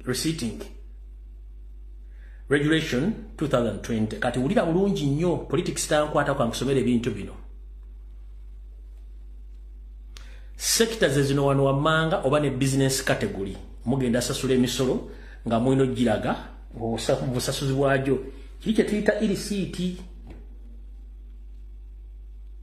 all sale and retail of fuel abatunda amafuta mu bungi oba mu butono mwino okusasula omusolo nga mugusasulya mu nkola eri mining and quarry abasimi ba gold n'ebirala saako n'abakubi b'amayinja manufacturing biba makolero electricity gas steam air conditioner supply namuje muli water supply sewerage waste management remediation activities mutegedde bulungi construction transportation and storage accommodation and food service activities information technology and communication real estate activities professional scientist and technician technical activities art entertainment and recreation. Yoni Ara Musinguzi, Commissioner General Uganda Revenue Authority. Mwachi urambweno abiwawereza bategezeza ye Yoni Ara Musinguzi under occupation politics tankwata ko obiwulidde. Atefe batu wa federation tuli bayimbi fere tuli bayimbi tunonya copyright yani kati babatayide mu inosa sulu musoro. Focho chisu government muto bana mubani abaloga bano bayimbi art entertainment and recreation professional scientific and technology and technical activities real estate activities nze ngenda zimbo buyibwo bwango obuzumbo wabapangisa nawumba basatu kisengedero ofuna muzadde baagala musolo mujja gusasula mulimba accommodation and food services ogogo mujja gusakata mukitegedde in normal circumstances kamba bolire mu government empya bwe bekyuse one Uganda twina natural resources twina human labor capacity etumala twina buli kimu kisobola okubeezawo eggwanga nga n'emisolo egimu tegyetaagisa kuteekawo video omwezi ogwonna basomesa video bagamba nti omugenzi Idi Amin Dada abazungu bamuteekako nnyo ekinyiga n'atuuka n'akola system yakola system zino wammanga one yasooka n'aga nti agobye abayindi bonna n'abagwira mu business n'abajjamu business n'aziddiza bannayuganda business bw'aziddiza bannayuganda n'asalawo n'ateeka omusolo ku bintu ebifuluma ebweru w'eggwanga ensi z'abazungu bye baagala mu Uganda n'abiteekako omusolo kati n'addira bannayuganda n'abaleka ne bagenda basuubula ebweru naye nga bwe bavujja okusuubula bwe baleeta ebintu mu Uganda abajjako omusolo mutono nnyo kisobozese bannayuganda bangi okuyingira bizinensi olya bangi basomese mu kitegedde Idi Amin abazungu Museveni amaze mu kuwa propaganda na buli kimu Idi Amin okwempawalinga bannayuganda n'ekonomi y'okutambula yagoba bagwira bonna mu bizinesi n'abajjamu business n'addizida bannayuganda n'akola enkola zaali bbiri esooka yeruwa yaddira n'ateeka omusolo ku bintu ebitwalibwa ebweru w'eggwanga abazungu bye baagala ze tuyita exports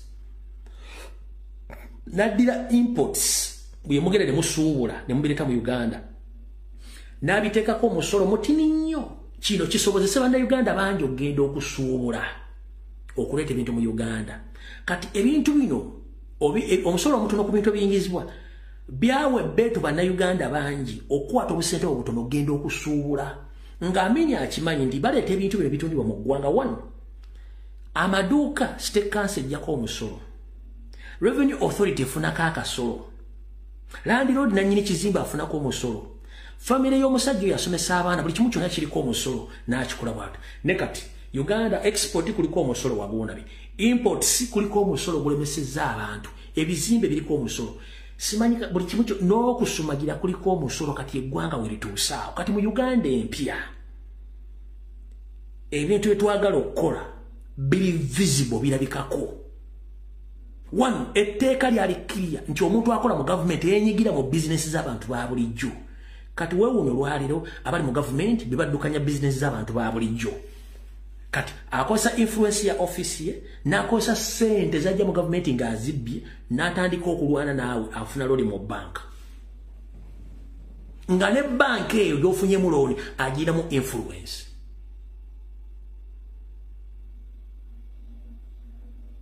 oba kitegeera banyabo ne basebo ngina bagamba abasajja be bakontrolinga kati banka za Uganda zonna bakontrolinga banka bakontrolinga microfinance bakontrolinga bamanerenda bonna kati njala ko bamanerenda bonna ku ground 99% bonna bagwanga ali mbanya Rwanda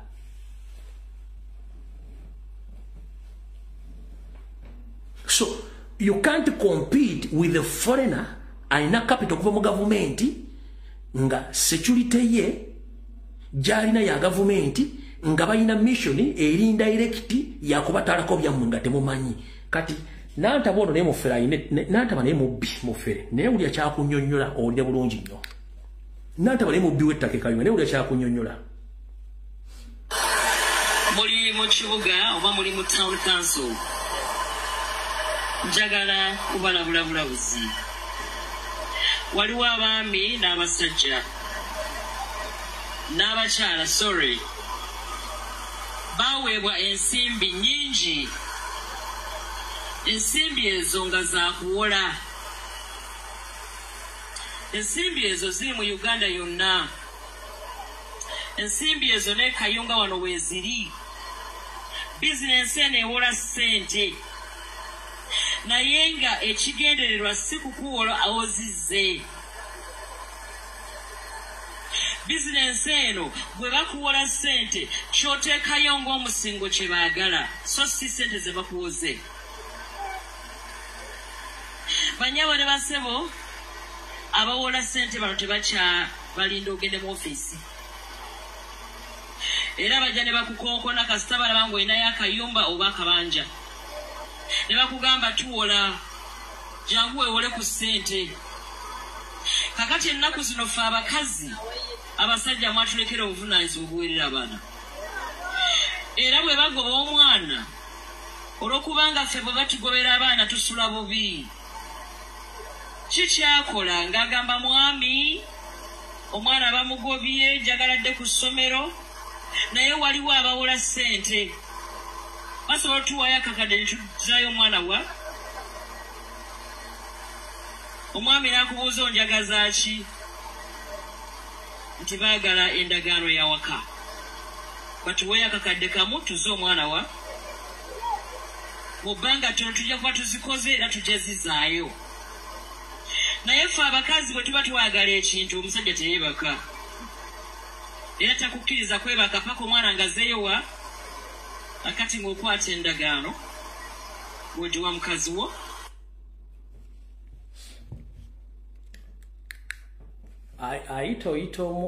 ayita omu amagamaga oyo sinze nzize mbasomesa ebintu byekuva mabega nnyo nga mbategeeza muganya okutegeera.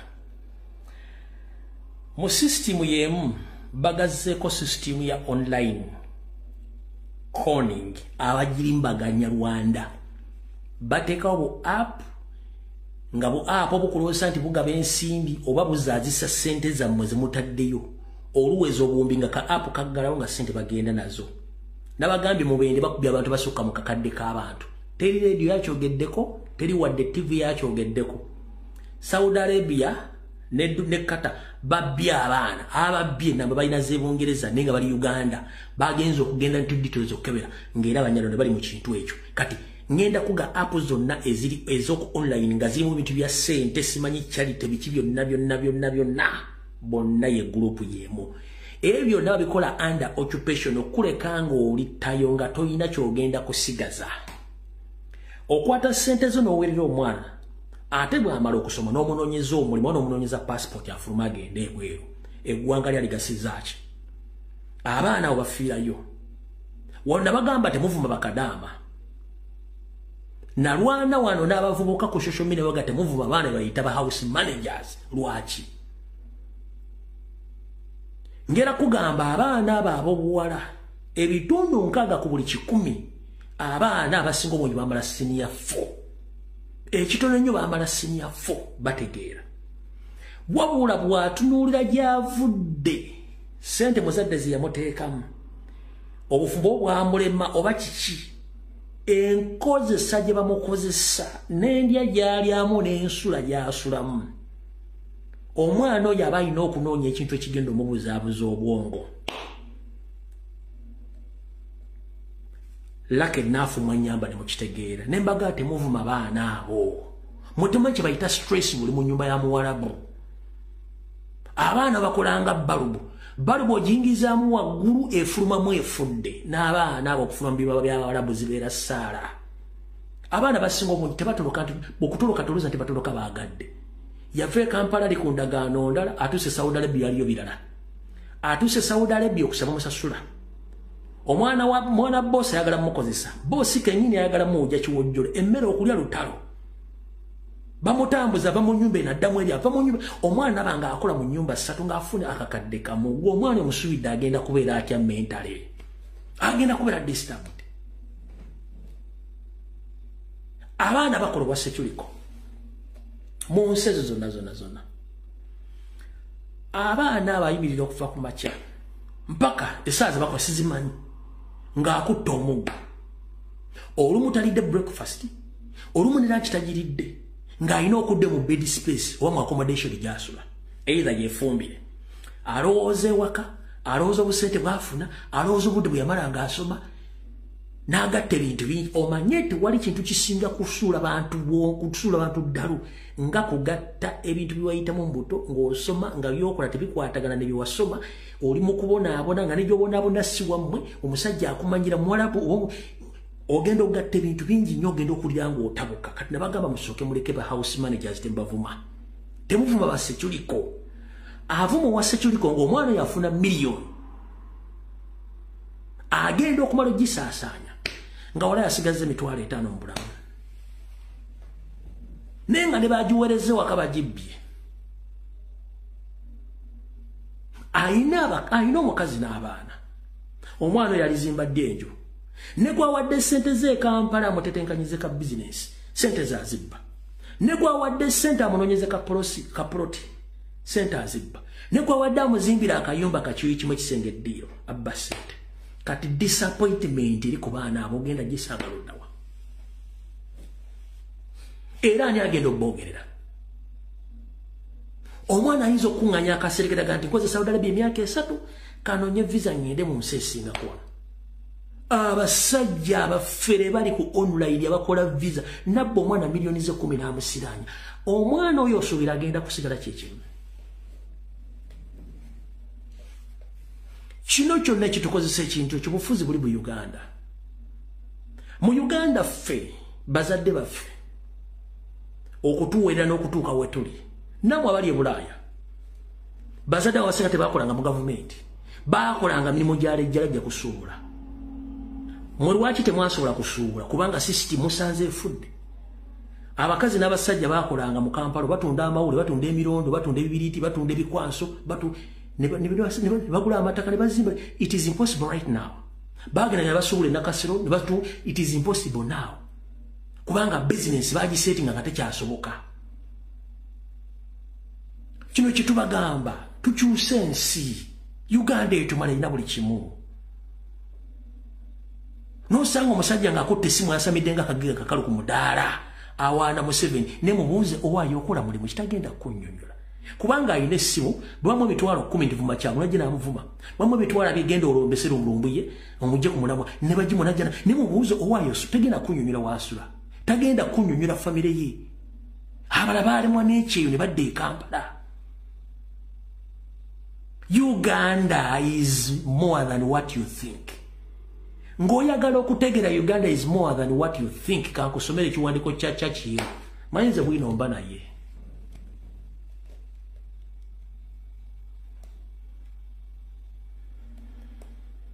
Kankusomere kiwandiko kya Churchill wano.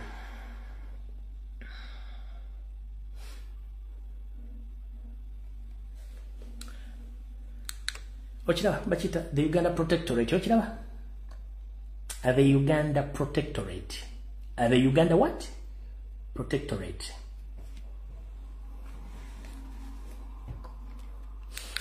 Kisoma wechiti. Uganda Protectorate. A development plan for Uganda by E.B. Worthington. December 1946. Obukuumi obw'okukuuma eggwanga Uganda mu nkola ey'Abangereza. Kino kye kiwandiiko ekiraga enkulaakulana ya Uganda nga bwe yalina okubeera. Kyawandiikibwa omukulu gwe bayita Washington mu mwezi ogw'Ekkumi omwaka 1946. With a forwarded by His Excellency the Governor of Uganda. Bakiweerezaako eyali essaawa ezo atwala ettwale lya Uganda Governor ali musajja Mungereza. Kankusomero kano katono nnyo kawulire. Uganda is alive by itself. It is a vital and, in my view, in spite of its insects and its diseases, it's tough in the course of time to become the most prosperous of all East and Central African possession, and perhaps the financial driving wheel of all but part of the world. Ona kugamba nti eggwanga Uganda ddamu nnyo okusinzira bonga balaba era bwe bali kwata obulungi mu ndabayo gye balaba lino liyinza okufuuka ettundutundu erigenda okukulaakulana lifuuke nnamuziga ey'enkulaakulana n'obugagga mu kitundu ekya masekkati n'amaserengeta ga Africa oba ne mu nsi yonna. Kwata omutwe gwo gukoze bulungi tugenze mu maaso.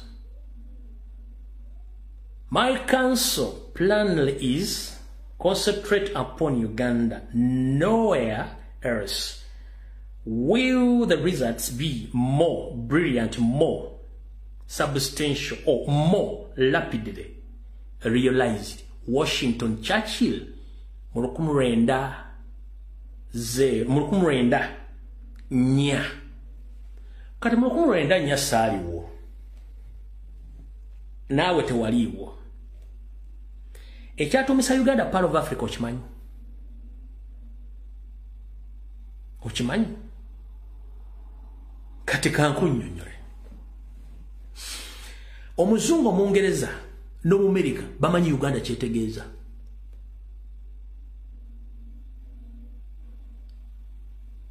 Omuzungu Omungereza amanyi kyekitegeeza Uganda n'ebibugagga byerina. Uganda erina buli kimu kyonna ekyetaagisa ogikulaakulanya mu myaka 10 eba yateredde. Erina minerals, erina ettaka eggimu, erina abantu abaaniriza, abatasosola, ab'empisa, erina embeera y'obudde.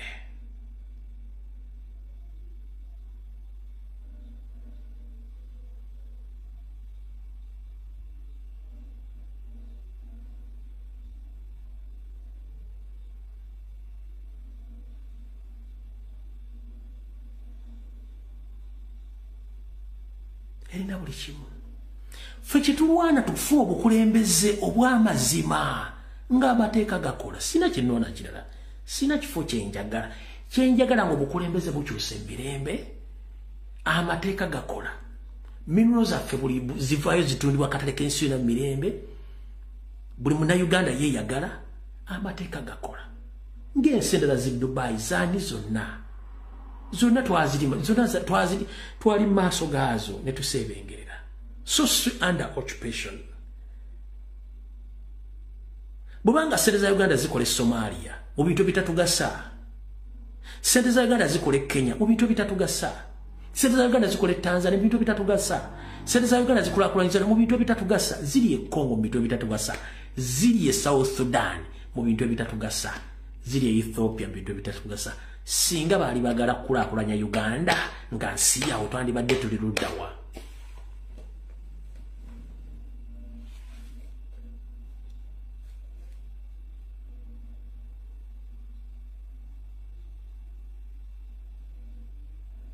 Nyinza okuba politically nawe tetukkiriziganya. But when you sit down and you realize the history of Uganda economically and what was planned for Ugandans at that time, twandibadde better far than what we are right now. Let Idi Amin Dada knew that Uganda had each and everything which needed at that time to develop that country. But Museveni and his colleagues, eyo si yali theory yaabwe, eyaabwe yali yakwavuwaza bannayuganda were taking it over. That's what is taking place right now. Bw'omuntu wakufuula omwavu akufuula omusabirizi, naye bw'ofuuka omwavu oggwamu ekitiibwa n'ofuuka omusabirizi. Omusabirizi tabeera na mukisa, kibaga the beggar has no choice. Oli kyayagala kyakuwaako ate waddembe n'okukuggyako kyabaakuwadde kyekigenda mu maaso. Lwaki temutegeera logiki? Oli azza akututteko ettaka lyo, walisikira, waligula, alikyutte from nowhere. Economically aba akosse.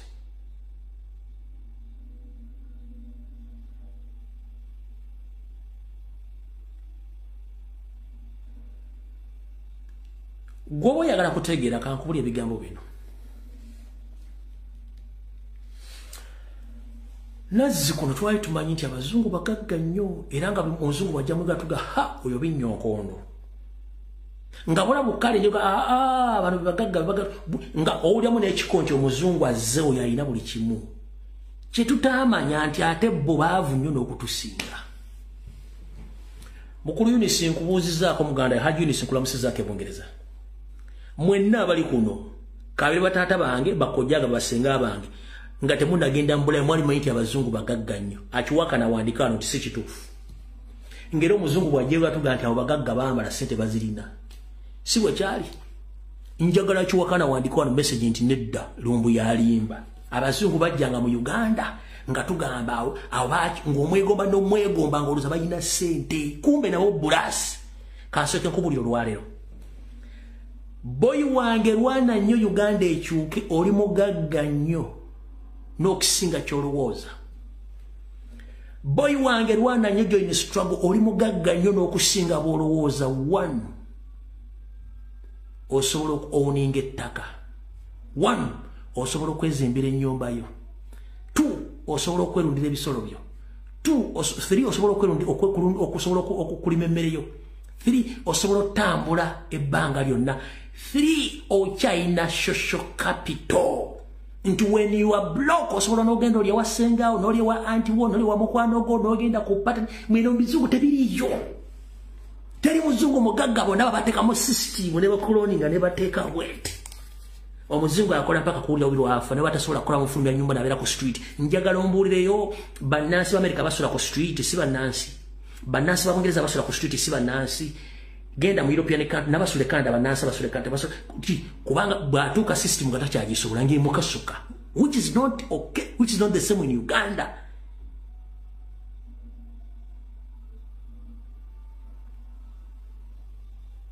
Jajja oli mugagga nnyo lwakuba nti baakuteekamu system ey'obwawule baakwawula. Omuzungu yamanya nti tugenda kwawula omuddugavu mwenna muli baawule. Oli mwawula otya? Agera katekati mu yazze ebintu bya ddiini baakwawula oli mwawule. Omuzungu yakwawula n'entegeerayo. Yakwawula atya? First and foremost yakuggyako nze dda nabeeranga mu bakadde nga nkuze nabo ng'alina amannya agakwaga nga suulirako linnya Lizungu. Nakyewuunyanga nti bano abantu lwaki alina lwaki kumbe be baali bakibuuka by'ebiseera ebyo. Kuva dda ngeri wakibuuka nga teyeesembereza kumanya bintu by'Abazungu na kubitegeera. Abaali bakibuuka nga babayitanga bakagubiiru. Tiyo family bakagubiiru buto babuli amanyaga simanyi John simanyi Peter nga bakagubiiru. Beetuma amanyaga baagaana okwawulibwa. Bwe bakutumba erinnya Ezzungu okyali etuuma oli mwawule baakwawula. Bw'oba okyasobola okuyimirira katuuti wamufaayo n'ogaa nti nze sigenda kuwasibwa musajja atali mukatuliki, sigenda kuwasibwa mukazi atali musajja atali musiraamu, nze omwana omuwala omusiraamu sifuna musajja atali musiraamu, baakwawula obwongo oli mwawule. Katonda ali omu talina we yakirambika mu Bibuliya oba mu Kurani nti mugende mu nsi nze nga mwawukana mu ndowooza. Baakwawula obwongo. Nakyo tosobola kitegeera. Baakwawula obwongo. Oli Muganda, oli Munyoro, oli Mutooro, wabula ne bakuteeka mu fiksi y'eddiini tinza musiraamu sifumbira mu Katuliki. What's the difference there?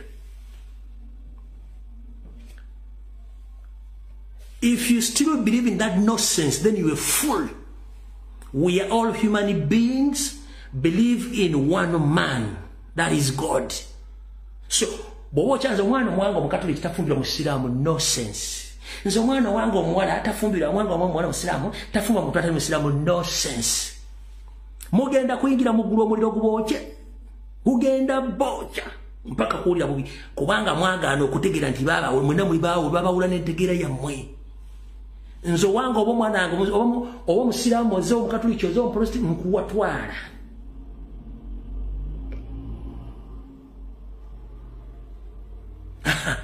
Bw'obeera omukatuliki kinfuna nti ndi next to God.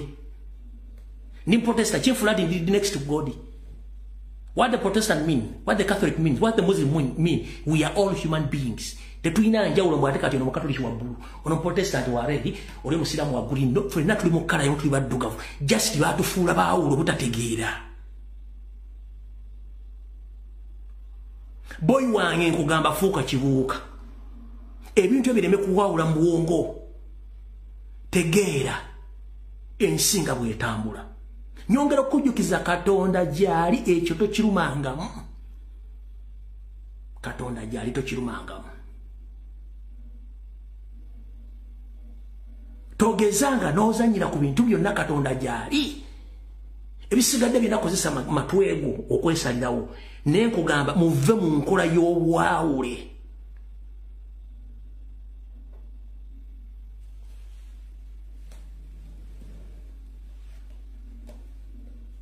bwakwawudde mu maka bakwawudde mu ddiini bakwawudde mu bizinesi bakwawudde mu byobufuzi bakwawudde mu ndowooza nze ndi tiimu gundi total nonsense you have common cause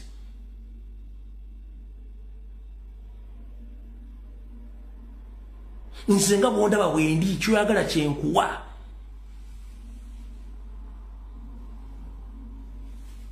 omwana asazewo nze kange nti over my dead body nze seeka mumaali omwana wange tafumbirwa mu katuliki seeka mumaali wagwana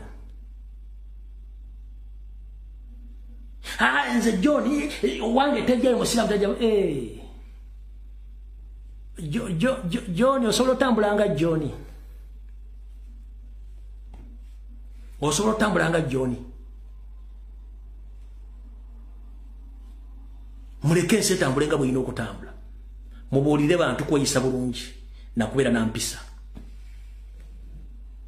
omuddugavu osigala oli muddugavu ne bw'oligendawo osigala oli muddugavu east or west home is best let no one deceive you tebalina omwakulimba sigaza omutwe gwo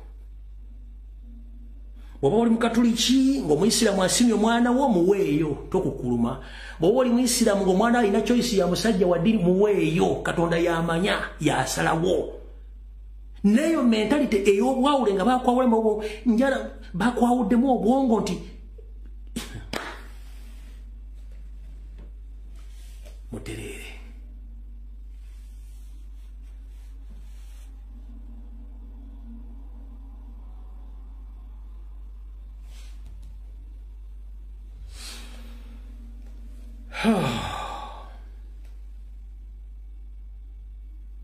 muwulidde bulungi bannange sirina gwe nvumye sirina gwe nnumbye wabula nkugamba focus